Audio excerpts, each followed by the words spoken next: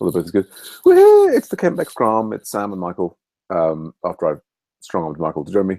Updates from me include I am agonizing about what's the best way to get the to charge. No, what's the best financial route to receive funds from the Wiki EDU folks?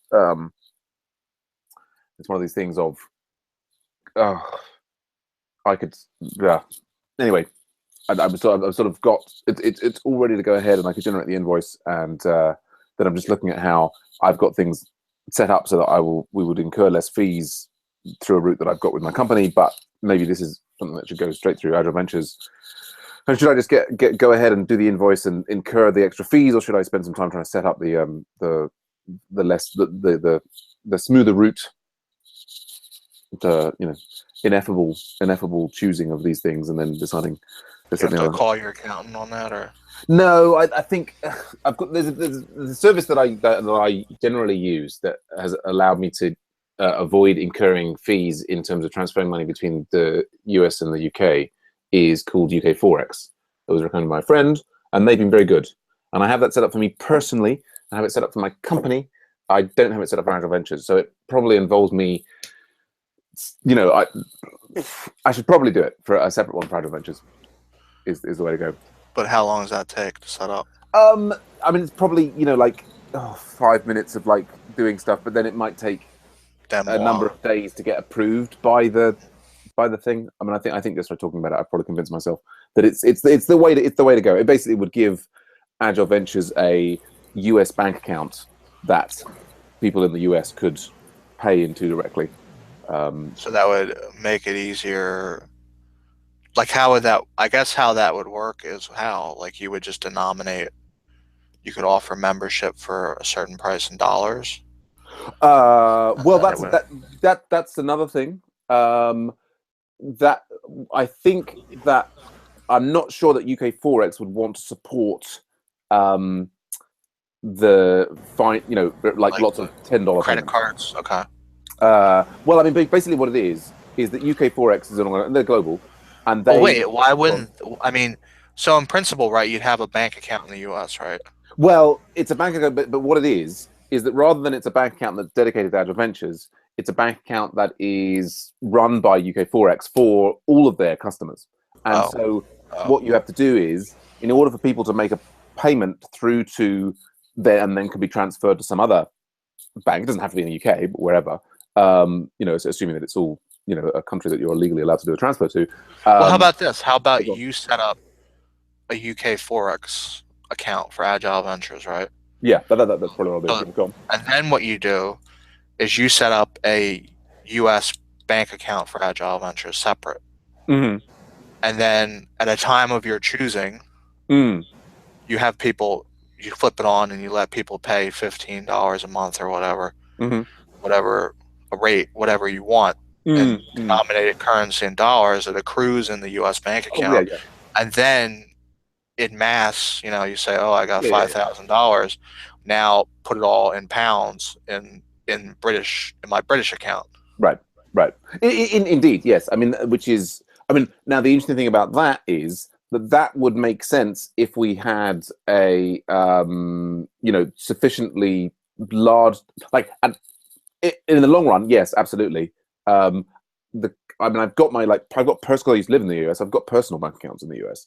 But yeah, ultimately, I think we would like to have a 501(c) based in the US and an actual Agile Ventures bank account. I don't think you have to have a 501(c) just to open up a bank account in the US, right? Maybe you do. I don't think so. Though. No. I think that's a foreign entity. I don't think it's a prerequisite. No, I mean, I think we would, but we'd want to have that to make the tax of make funds in that account. Yeah, I think it's not a kind of absolutely not a prerequisite. I guess that's the question. If you open an account in the U.S. for Agile Ventures, does that have tax implications in the U.S.? Right. Or is it? Or is it not because you're a foreign entity? Usually, we have got.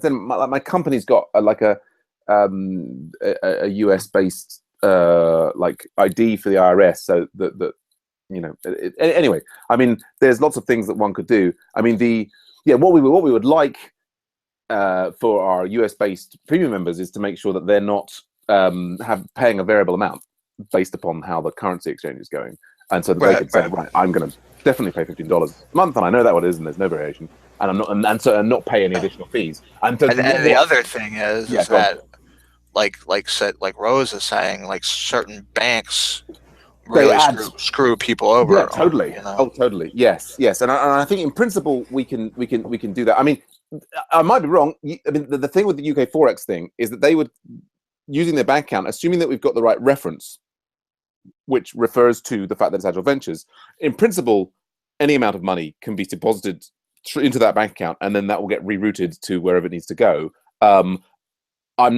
It's a question mark for UK Forex whether they. I mean, I think that they're looking for multiple thousands of dollars to be moved at a given time. But so if the movement of the money is important, then as you say, there's a separate thing of opening the bank account. But then you have to find out what the tax situation is. There's all sorts of other things that if you have a U.S. bank account and you're collecting from U.S. people, do you have to pay like some kind of tax on that because you're it needs to be all above board. The short-term question, of course, is like we want to, I mean, this thing with Wiki EDU is going to start, and we want to make sure that the Wiki EDU people can pay and not incur too many issues. I mean, the thing I was going to ask there, what's interesting in the UK, you can make a wire transfer between any two accounts in the UK, and it costs you nothing.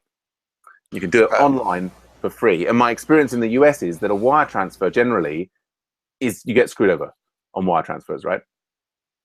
I mean, not really with my bank, but yeah. Okay, but like in order to do, if you want to electronically transfer, let's say $100 from your account in the in the US to someone else's somewhere, somebody else's. You need your like bank routing number and all that stuff. Right. And you can do that online these days in the US through your bank. You just like go and put in their account number and just bing, off it goes. Well, I've never done it online, like with my account. But what I've done online is like for a student loan that I retired. Okay. I basically I forwarded funds to them to close it down or whatever. Okay. And that was set up through the servicer. Basically, they have like an online portal, right, where they you just put in your bank information and they'll deduct it from your bank account. Yes. Right. But in the UK, if you have somebody else's bank account number, you can transfer money to them online. Bang. And doesn't. I think you can do that. I don't know whether you can do it online. I mean, you can do it. You can definitely do it going in person. Yeah, right. And you can do it going in person, but then it's called a wire transfer, right? When you do that in person. Yes. And there's a fee associated with it. There may be. Yeah, that's been my experience in the US to transfer the money. That fee is unheard of. Like in the UK, in Japan, Europe, there is no such fee. It's a remarkable thing in the US that's so advanced in so many other ways. The banking system, at least from my experience, is a completely different matter. But yes, they generally try to make as much as they can on fees. Indeed. Yes. So anyway, we've hammered that one. Things coming up. So apart from me angling with that and establishing that, I think the audio levels were all right on the previous run of the Agile Book Club, which we've got coming up in 1 hour. I've got a meeting with Dree now to see what's going on there, and I've got a big list of things to go through. I'm just sort of getting set up with Hackhands and Code Mentor to see what's happening there. For some reason, Hackhands is sending me 4 copies of every message. Code Mentor is I'm now seeing here like a list of all the folks, and they're probably like people saying, "I need help with my Python homework," offering $60 an hour, and Rails undefined each for gem PG string, $120 an hour, and so on. And so we will see if this leads us to a mechanism to earn any funds. Anything going on in your part of the world, Michael? No. All right. That's our Scrum then. I will see you in the Agile Book Club. All right.